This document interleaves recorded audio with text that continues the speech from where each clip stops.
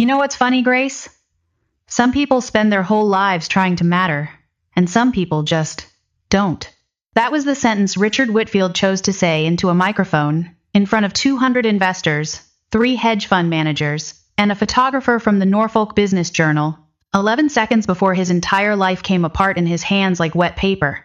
I was standing at the back of the ballroom in a rented navy dress, holding a glass of sparkling water I hadn't touched, because I don't drink at events where I'm the joke.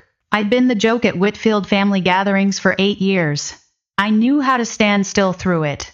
I knew how to let my face say nothing, while a room full of people who had never worked a single double shift in their lives decided what kind of woman I would. Richard raised his glass toward the crowd, toward the cameras, toward the future he thought he owned. To the Whitfield Foundation, he said. To honoring the men who serve and the families smart enough to build something out of the ones who don't. Somebody laughed. A woman in a green dress touched her husband's arm and smiled at me with the particular gentleness people reserve for something they feel sorry for. It wasn't even the worst thing Richard had said to me that year.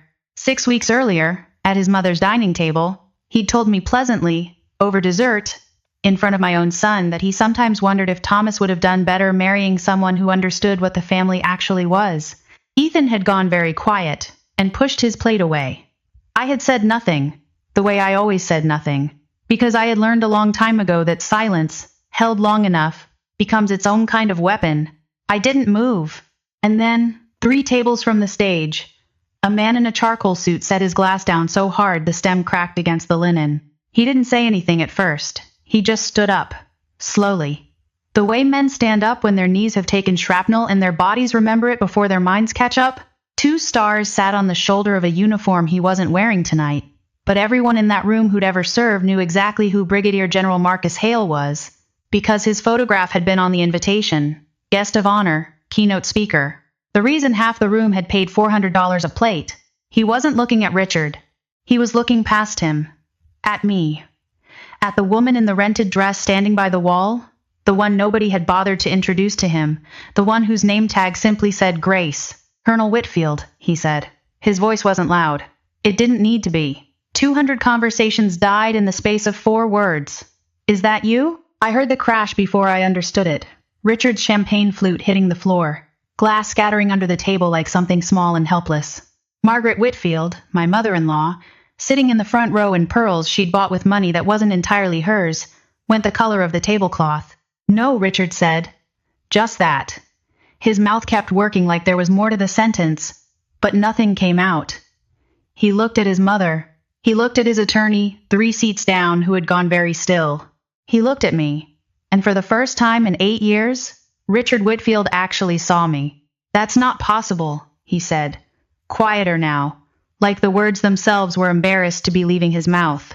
General Hale walked toward me between the round tables, past the ice sculptures and the silent auction boards, and the 200 people who had spent the last 4 years believing I was exactly what the Whitfield family told them. I was a broke, forgettable widow who shelved paperbacks for minimum wage and lived off her dead husband's leftover pity.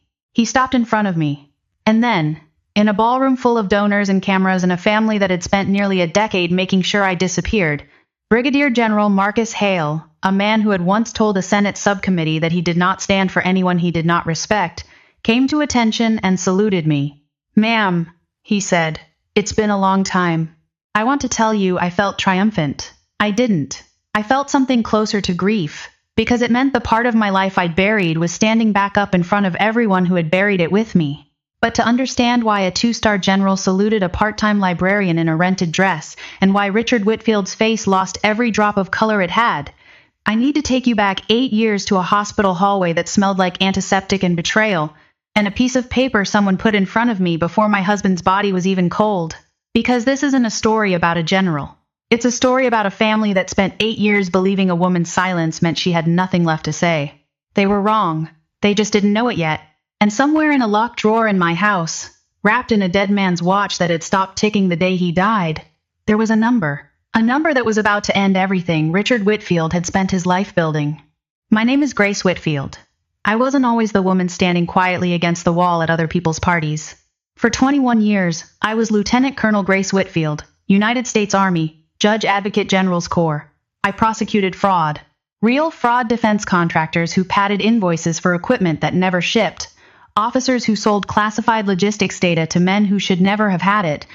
One particularly ugly case involving a 2-star general and $40 million in phantom maintenance contracts that took me 3 years and cost me 2 friendships to close. I tell you this now because I need you to hold it in your hand while I tell you the rest. Keep it there. You'll need it later. None of that mattered the day my husband died. Thomas Whitfield was a captain in the army when I met him, not JAG, infantry, the kind of soldier who volunteered for the missions nobody wanted twice. We married in a courthouse with 2 witnesses and a sheet cake from the grocery store, because neither of us needed a ballroom to know what we were doing. 8 years and 1 son later, he was killed during a training exercise gone wrong at a base outside Fort Bragg. Structural collapse. A crane that should have been inspected and wasn't. He didn't die a hero in some cinematic sense. He died because someone signed off on paperwork they shouldn't have signed. It was still the worst day of my life. I found out he was dead from a chaplain standing in my kitchen doorway. I found out what his family really was from his mother, 4 days later, standing in the same doorway, holding a folder. The funeral was on a Tuesday. Overcast. Ethan was 8 years old, wearing a clip-on tie that Thomas had bought him for his cousin's wedding 2 years earlier, too small now, riding up around his throat like it was choking him the same way I was. Margaret Whitfield did not cry at her son's funeral. She managed the guest list. She corrected the caterer twice. She stood at the reception afterward in a black Chanel suit, greeting people with the practiced warmth of a woman who had spent 40 years understanding that grief, properly performed, was its own kind of currency. 2 hours after we buried Thomas, while Ethan was asleep on a folding chair in the corner of the reception hall with cake frosting still on his fingers, Margaret sat down across from me with her son Richard on one side and a lawyer named Preston Cole on the other. "Grace," she said, "we need to talk about the trust." I remember laughing. Not because it was funny. Because the timing was so grotesque, I genuinely thought I had misheard her. "Now? There's never a good time," Margaret said. "But there are efficient ones." Preston Cole slid a folder across the table. Inside was a restructuring agreement for the Whitfield family trust, the trust Thomas's grandfather had set up decades earlier, the one that held 11% of Whitfield Defense Systems, the company Richard now ran, the one that was supposed to fund Ethan's education and, eventually, pass to him at 25. With Thomas gone, Preston explained, in the careful voice of a man paid handsomely to sound reasonable, the trust requires a new co-trustee alongside Richard, since you're not a blood Whitfield.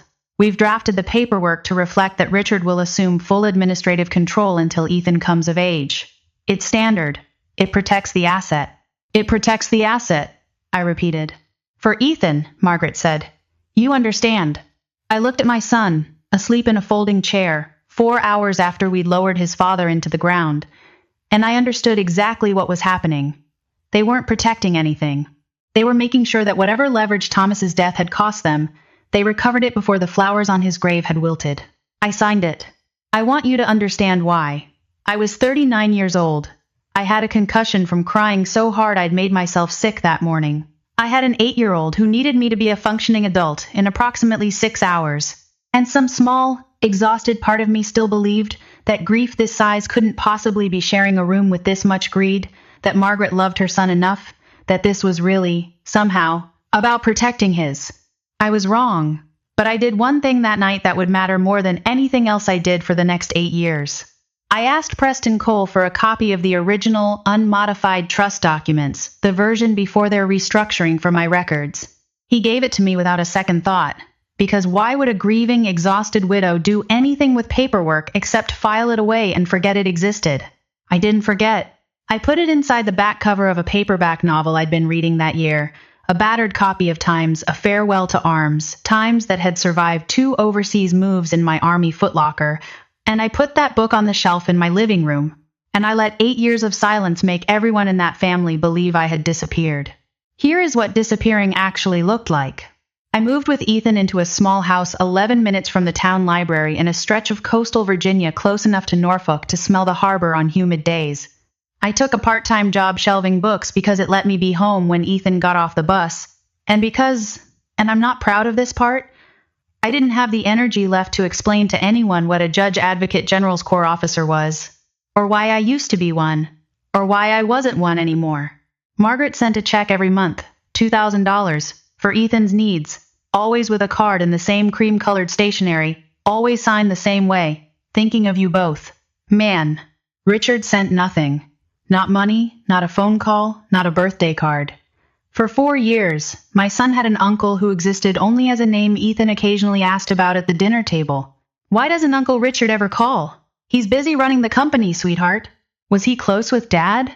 I thought about that question longer than an 8-year-old's question deserved. They were brothers, I said, which wasn't an answer, and Ethan, being 8, let it go.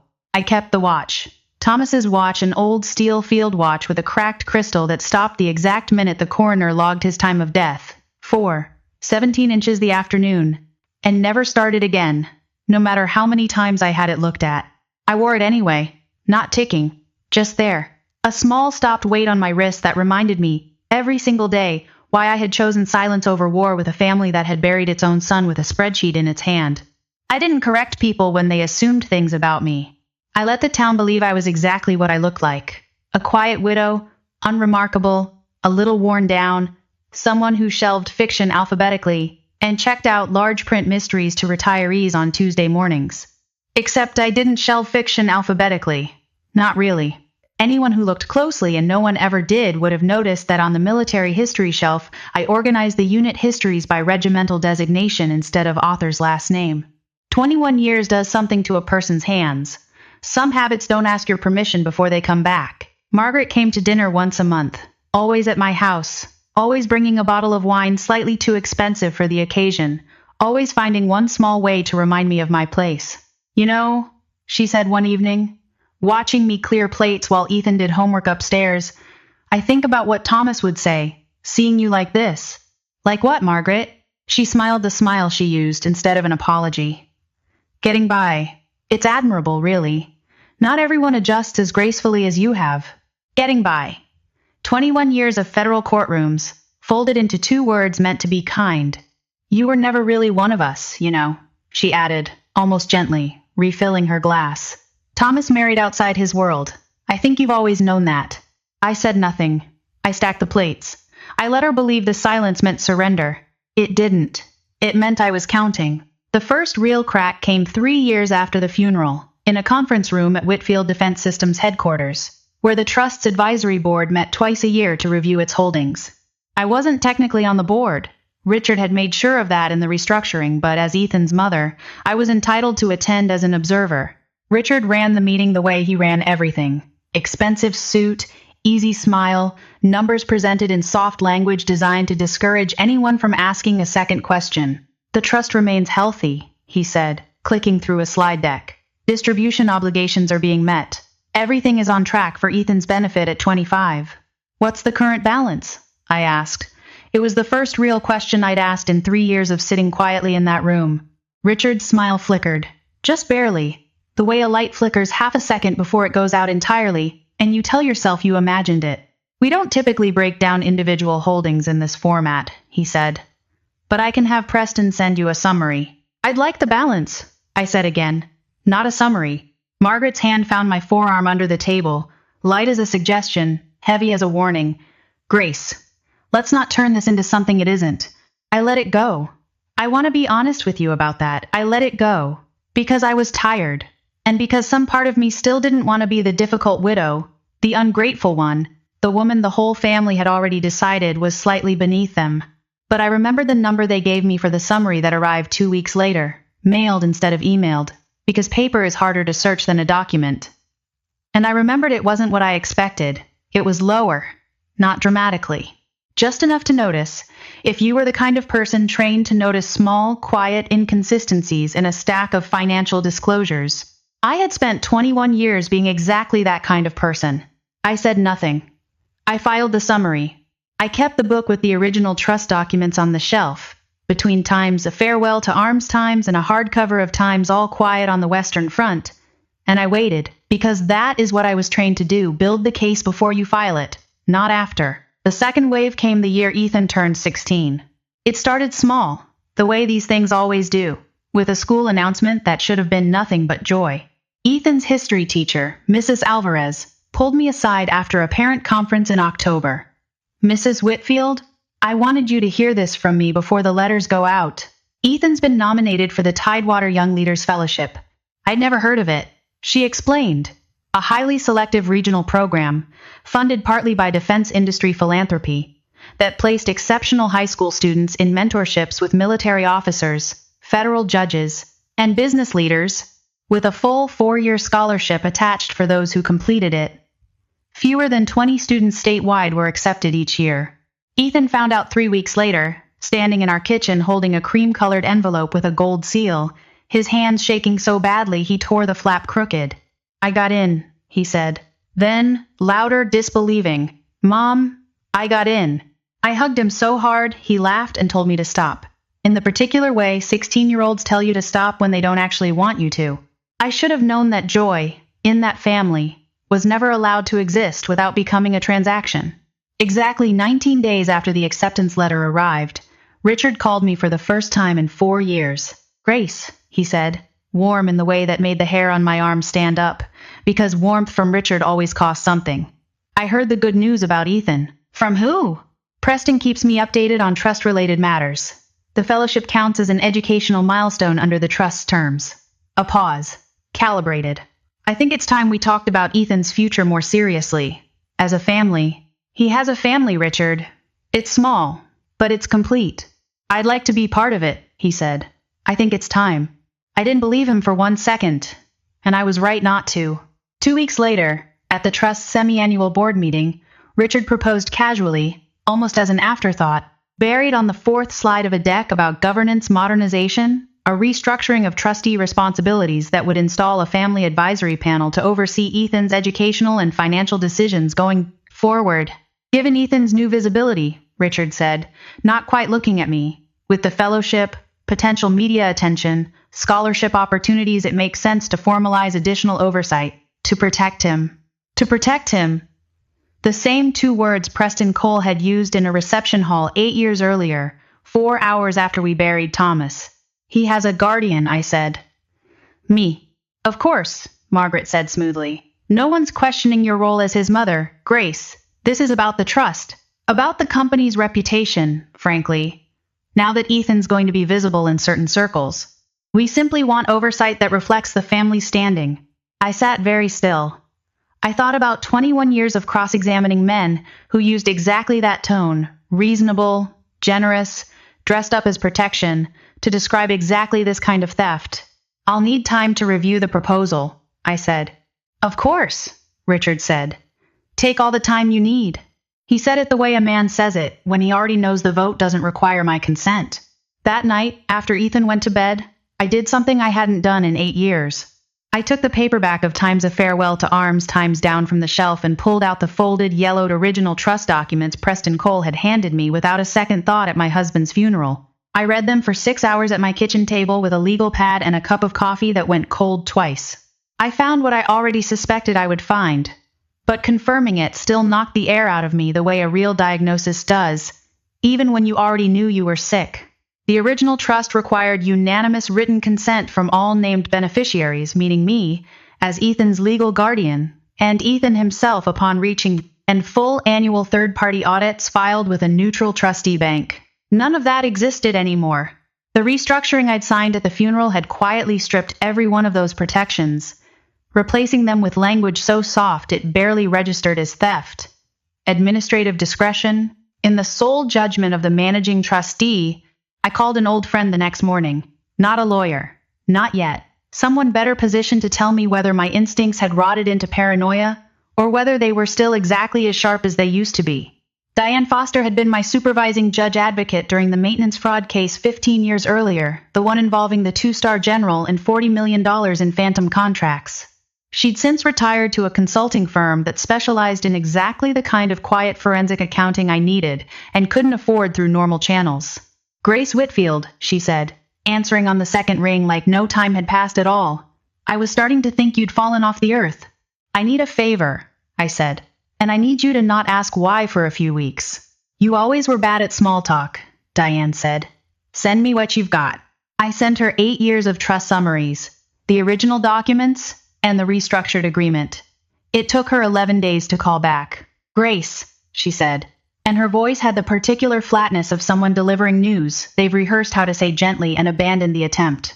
I need you to sit down. I'm sitting. Based on distribution records and the stated asset value in these summaries, assuming the underlying holdings performed, the way public filings say Whitfield Defense Systems has performed over the last 8 years, there's a gap. A big one. How big? Conservatively, $3.1 million unaccounted for. It could be higher.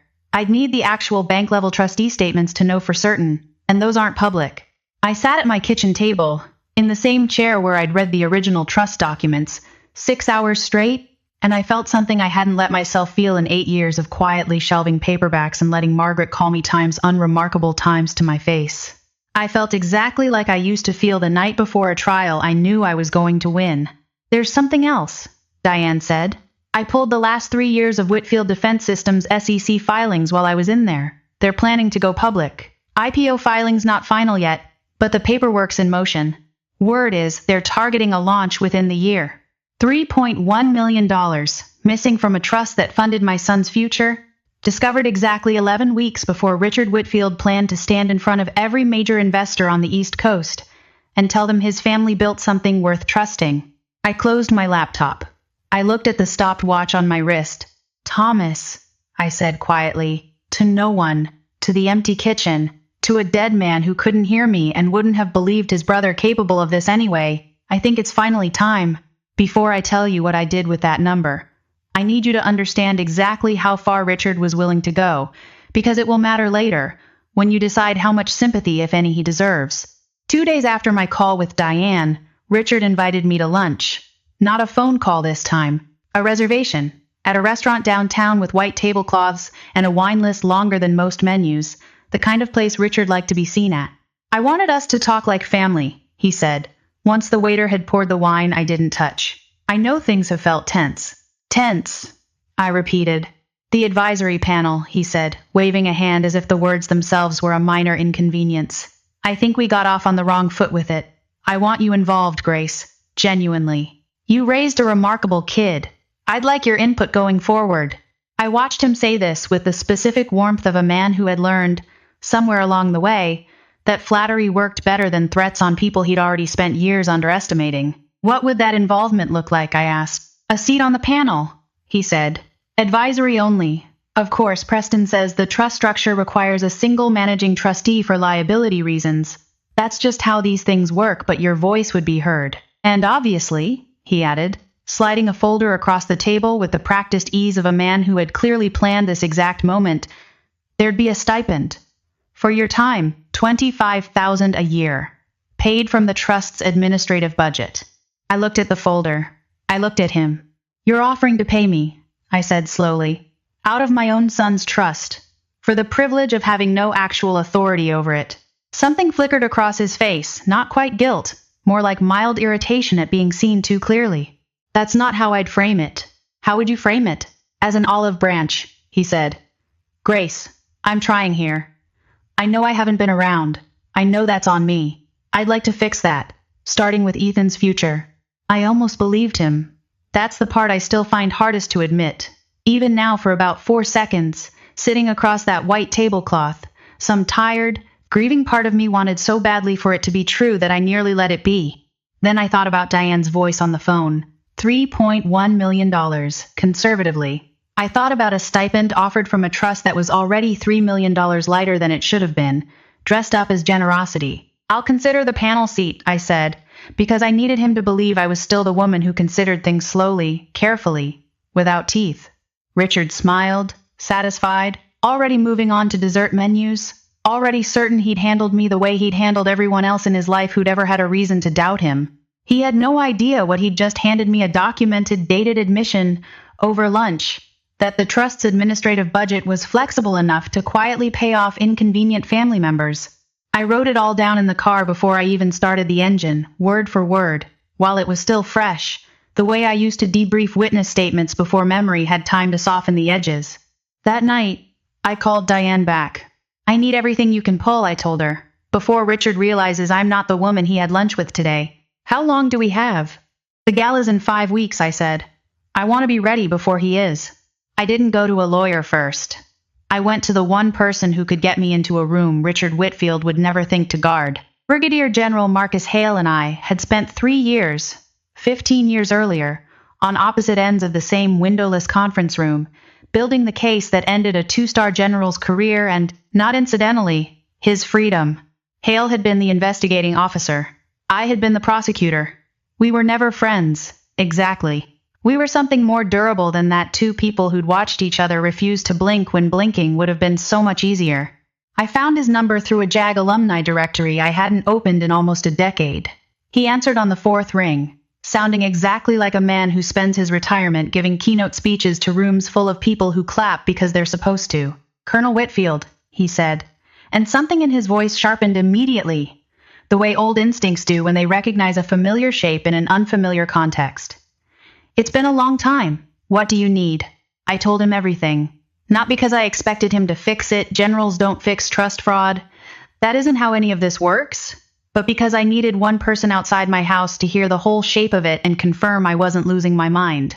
He was quiet for a long moment after I finished. "You said the company's holding a fundraising gala next month?" he said finally. "For veterans?" "The Whitfield Foundation. Richard chairs it. It's mostly a marketing exercise ahead of the IPO. "I'm speaking at that gala," Hale said. "Keynote. Has been on my calendar for 4 months. I had no idea the name on the invitation was your family." I felt the room tilt slightly, the specific vertigo of coincidence arranging itself into something closer to inevitability. "Marcus," I said. I hadn't called him by his first name once in 15 years. "I need an independent forensic auditor in that room the night of the gala. Someone with actual standing to request trustee bank records on the spot, in front of witnesses, before anyone has time to launder the paper trail. You want me to bring in second registered auditor to a black tie fundraiser?" "I want you to bring a friend," I said. "Someone who happens to specialize in pre-IPO financial irregularities. Someone who happens to be very interested in Whitfield Defense Systems books before institutional investors buy in on numbers that might be fiction." There was a silence on the line I recognized instantly, because I'd made that same silence myself, years ago, weighing exactly how far I was willing to go for someone I respected. "I can do that," Hale said. "I know someone. Retired Inspector General, does independent consulting now. She'll want documentation before she agrees to anything public." "I have documentation," I said. 8 years of it. Grace. He said my name the way he used to say it in that windowless conference room. Right before we walked into a hearing, we both knew we were going to win. "Does your family have any idea who you actually are?" I looked down at the stopped watch on my wrist. "No," I said. "That's rather the point. Here is something I need you to understand, because it matters more than anything else in this story. I did not plan a confrontation. I did not plan a reveal. I had spent 21 years learning that the loudest person in a room is very often the one with the weakest case, and I had no intention of becoming loud. I simply put the truth in a position where it would find its own way to the surface, in front of the exact audience Richard Whitfield had spent his entire life trying to impress. He built the stage. I only made sure the right people were sitting in it when the floor gave way. 3 weeks before the gala, Richard called again, this time not warm, not calibrated, but sharp, in a way that told me the family's patience with my review period on the family advisory panel had run out. "We need your signature by Friday, Grace. The board's already approved the restructuring in principle. I'm still reviewing it. You've had a month." "I had 8 years of documents to reconcile," I said, and something in my voice must have carried a weight it hadn't carried with him before, because there was a pause on the line, a small crack in his certainty. "What documents?" "I'll see you at the gala, Richard." I hung up before he could answer. It was, I'll admit, the closest thing to satisfaction I allowed myself before the night everything came apart. Not gloating, just for the first time in 8 years, being the one who ended the conversation. That same week, I had what I've come to think of as my breathing scene. Nothing about it moved the plot forward. I want to tell you about it anyway, because I think it's the truest thing in this entire story. The night before the gala, Ethan had a fellowship orientation dinner. He was nervous about his first time in a room full of judges and colonels and CEOs, all of whom would eventually become the kind of people who shaped the next decade of his life. He stood in the kitchen in a borrowed blazer, 2 sizes too big through the shoulders, practicing a handshake in the reflection of the microwave door. "Do I look okay?" he asked. "You look like your father did the day he asked me to marry him," I said, which was true. and which made him blush and mutter times, mom times in the specific tone that meant he was pleased despite himself. I fixed his collar. I didn't tell him anything about the gala the next night, or the trust, or the $3.1 million, or the auditor Hale had lined up, or the fact that in 24 hours his uncle's entire life was going to collapse in a ballroom. I just fixed his collar, and told him to be brave and specific in his answers, and watched him leave for dinner looking, for one uncomplicated evening, like a boy whose biggest problem was a handshake. Later that night I watered the small tomato plants I kept on the back porch, out of habit, out of nothing at all, because some nights the only sane thing left to do is take care of something small and green and undemanding. I checked the stopped watch on my wrist. 4:17. It was always 4:17. Almost there, I told Thomas, in the empty backyard, in the dark. I hope you'd have wanted this. I hope you wouldn't have. Both felt true. I let them both be true, and went inside, and slept better than I had in 8 years. The gala was held in the grand ballroom of a hotel overlooking the Norfolk waterfront, the kind of room with chandeliers designed specifically to make ordinary people feel important for one evening. 200 guests, hedge fund managers, local politicians, a dozen retired officers, who'd agreed to lend their medals and their credibility to Richard's foundation in exchange for a warm meal and a photograph. I arrived alone, in a rented navy dress, with a name tag that said Grace and nothing else, because in the Whitfield family's official program, printed and laminated and stacked at the check-in table, I did not appear at all, not as a founder, not as family, not as anything. I stood near the back, exactly where the family had unconsciously trained me to stand for 8 years, and I watched Richard work the room like a man auditioning for a much larger stage than the one he was standing on. By 8:40, the dinner had ended and Richard took the podium to open the evening's remarks before General Hale's keynote. He thanked the sponsors. He thanked the veterans in attendance, gesturing broadly toward a row of men in dress uniforms near the front, none of whom, I noticed, he could actually name. He thanked his mother, seated in the front row in pearls. Then, raising his glass, warmed by wine and the particular confidence of a man who has never once in his life been made to answer for anything, Richard glanced toward the back of the room toward me, toward the woman his family had spent 8 years quietly erasing, and decided, apparently, that tonight was the night to be funny about it. You know what's funny, Grace? Some people spend their whole lives trying to matter, and some people just don't. I want to walk you through exactly what happened next, second by second, because it happened faster than anyone in that room, including me, was prepared for. Trigger, Richard's sentence landed. A ripple of polite, uncomfortable laughter moved through the tables nearest the stage. 3 tables from the podium, General Marcus Hale, who had been half listening while reviewing notes for his own remarks, looked up.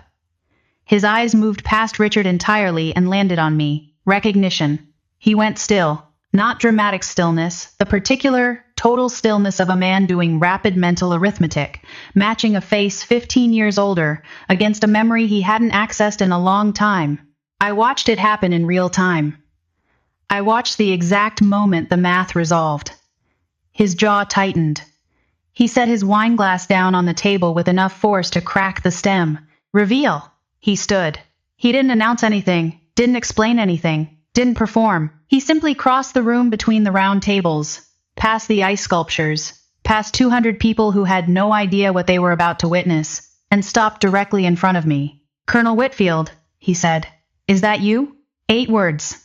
That was all it took. Aftermath. Richard's champagne flute hit the floor and shattered. I found out later a waiter had to sweep glass out from under 3 separate tables. Margaret Whitfield's face drained of every ounce of composure she had spent 40 years perfecting, and General Hale, in front of every investor Richard Whitfield had spent a year courting, came to attention and saluted me. Ma'am, he said. It's been a long time. The silence that followed was not the silence of confusion. It was the silence of 200 people simultaneously realizing they had misjudged something, and not yet understanding how badly. No, Richard said, finally, his voice smaller than I had ever heard it. That's not possible. 21 years, Judge Advocate General's Corps, Hale said, not looking away from me, addressing the room the way he'd addressed rooms his entire career, without needing to raise his voice. Lieutenant Colonel Grace Whitfield successfully prosecuted one of the largest defense contract fraud cases in the last 2 decades. She is, without exaggeration, One of the finest legal minds I've had the privilege of serving alongside. He paused, and for the first time, he looked at Richard directly. I understand she's your sister-in-law. Margaret found her voice first. Grace, this isn't the time. It's exactly the time, Margaret, I said. My voice came out steadier than I expected. The same register I used to use in federal courtrooms. Calm because the facts didn't need volume to be devastating. You've spent 8 years telling this town I was unremarkable. I let you. I want to be honest about that. I let you. Because grief made silence feel safer than the alternative. I turned toward Richard. 200 phones were recording by now, though I barely registered it in the moment. But 3 months ago, I continued, I discovered that the trust set up for my son, the trust your family restructured 4 hours after we buried your brother, is missing $3.1 million. The room, which had been merely silent, went absolutely rigid. That's not Richard started. General Hale, I said, brought a guest tonight. I believe you were told she was a business contact interested in the IPO. A woman near the front stood 60s, sharp gray suit, the specific unbothered posture of someone who has spent 30 years auditing men exactly like Richard Whitfield and finding them, without exception, less clever than they believe themselves to be. Deborah Klein, she said, independent forensic auditor, formerly Office of the Inspector General. I've spent the last 3 weeks reviewing publicly available filings for Whitfield Defense Systems ahead of your planned IPO, Mr. Whitfield, at General Hale's request. She opened a folder. I'd like to formally request, on the record, in front of these witnesses, that Whitfield Defense Systems produce independent trustee bank statements for the Whitfield Family Trust, covering the last 8 fiscal years. This is outrageous, Richard said, but his voice had lost its center. This is a private family matter, being weaponized at a public event.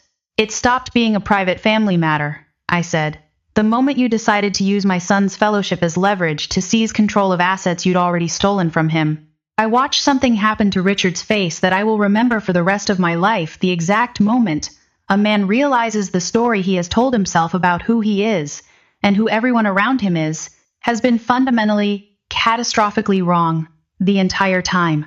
Preston, Margaret hissed, turning to the family attorney seated at their table. Do something. Preston Cole, who had handed me the original trust documents 8 years earlier without a second thought, looked at the folder in Deborah Klein's hands, looked at General Marcus Hale standing at attention beside me, and said nothing at all. He simply closed his own portfolio, quietly, the way a man closes a door he has finally understood he cannot keep shut any longer. I have the original trust documents, I said, to the room now. Not just to Richard. The one signed before the restructuring. You convinced me to sign 4 hours after we buried my husband. I have 8 years of distribution summaries that don't match publicly filed revenue figures. And as of 9 days ago, Ms. Klein has a formal referral prepared for the SEC's Enforcement Division, contingent on tonight's request being refused. You planned this, Richard said. It wasn't a question. It was an accusation, delivered by a man who had spent his whole life assuming that plans were the only tool available to people who wanted power. No, I said. I didn't plan tonight at all. I simply stopped hiding and let the truth find you in the room you built to impress people who were about to become your investors. I let that sentence sit in the ballroom for a moment before I said the last thing I intended to say to him that night. You once told me some people spend their whole lives trying to matter, and some people just don't. I looked at him for a long moment. I stopped trying to matter to you 8 years ago, Richard. I started building a case instead. Cases matter whether or not anyone's watching.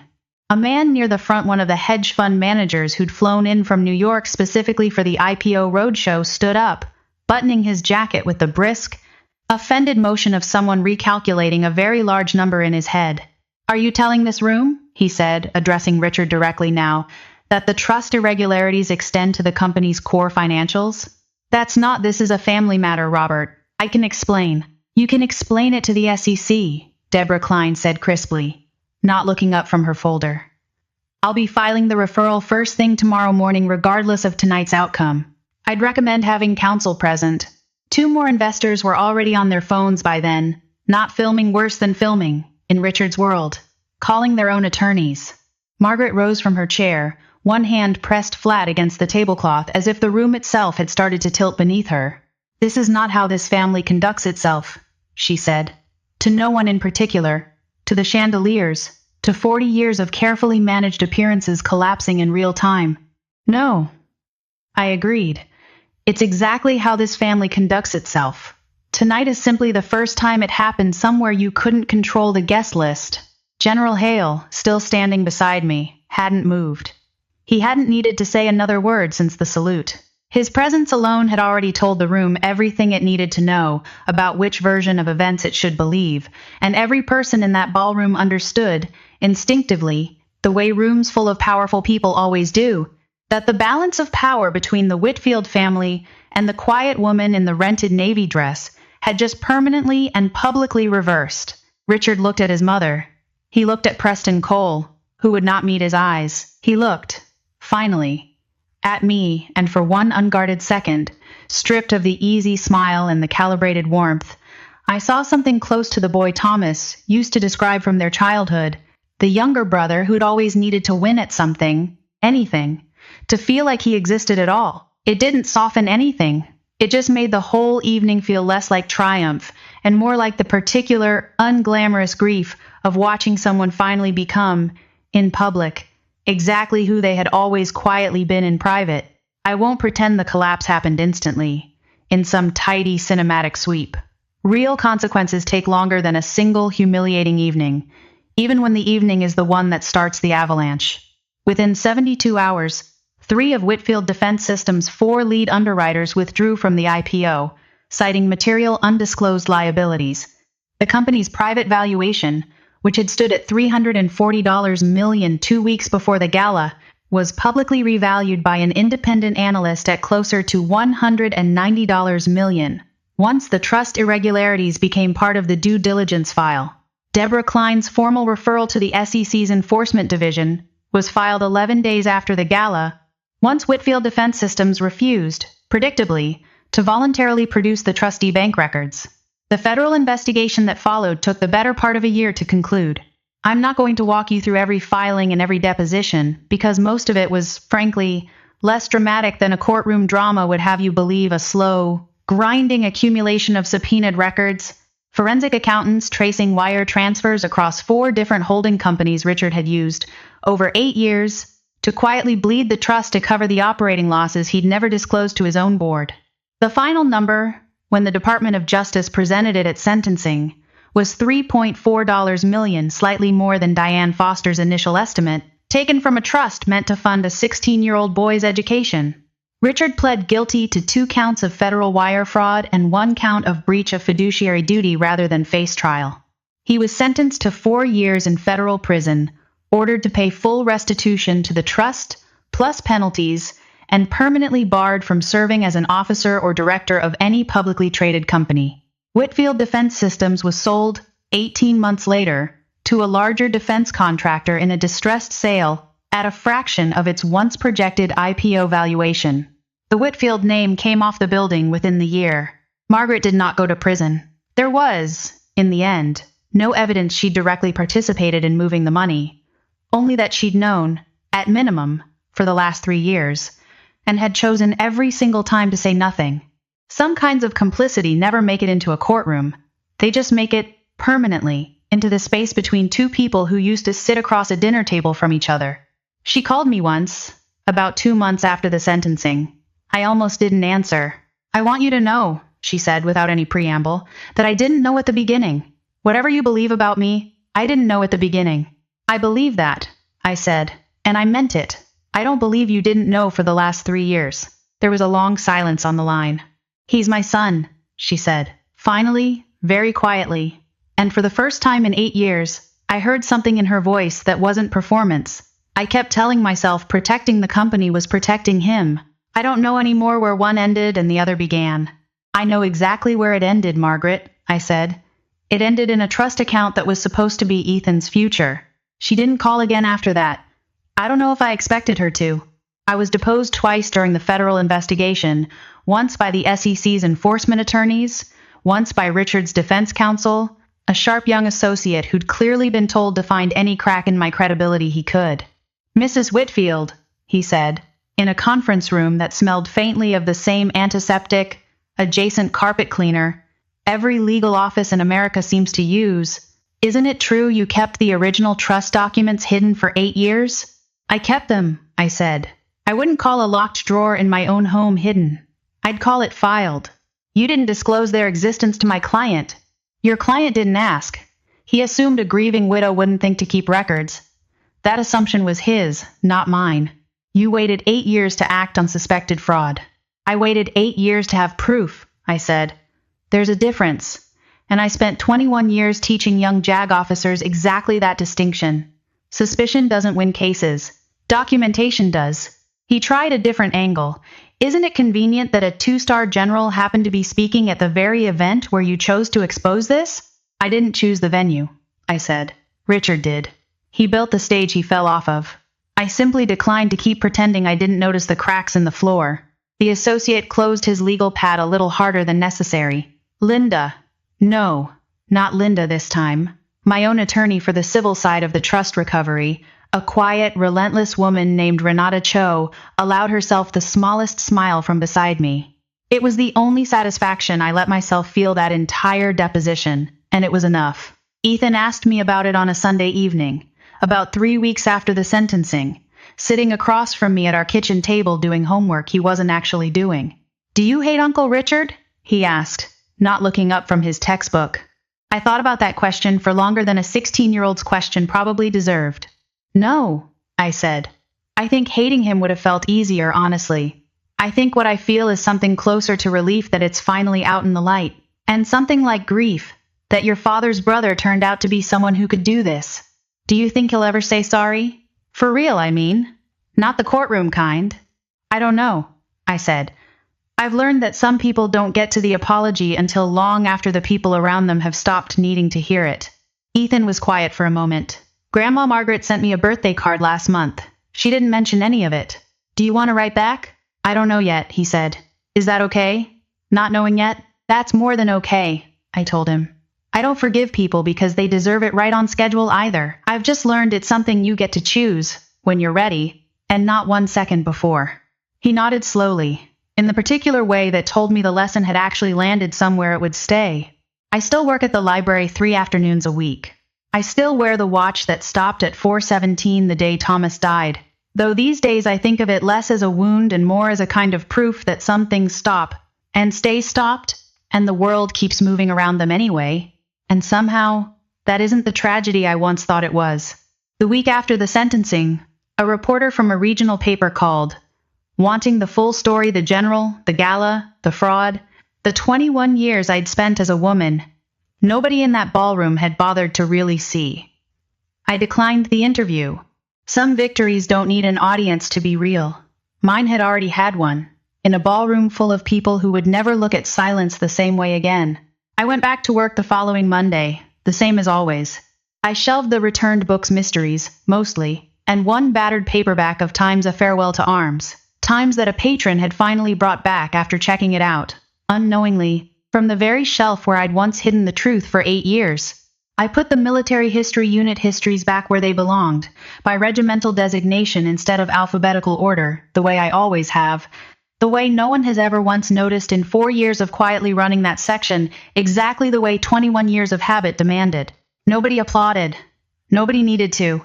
If there's one thing I hope you take from this more than the gala, more than the general, more than the number that finally brought a family's carefully built lie down around them, it's this. The people who decide you don't matter are very often the ones who have simply never bothered to ask who you actually are. Let them keep believing whatever makes them comfortable. Just make sure that somewhere, quietly, on a shelf they'll never think to check, you keep the truth exactly where you can reach it. You may need it longer than you think, but when the moment comes, it will be enough. Sometimes, late in the evening, after Ethan's gone up to bed and the house has gone quiet in that particular way, houses do when the day's finally finished with you, I think about the version of that gala that never happened. The one where I stayed against the wall, held my untouched glass, and let Richard's joke land the way it was supposed to land. Laughed at, unremarkable, easy to forget. I could have chosen that. Silence had kept me safe for 8 years. It would have kept me safe for 8 more. But safety was never really what I was protecting.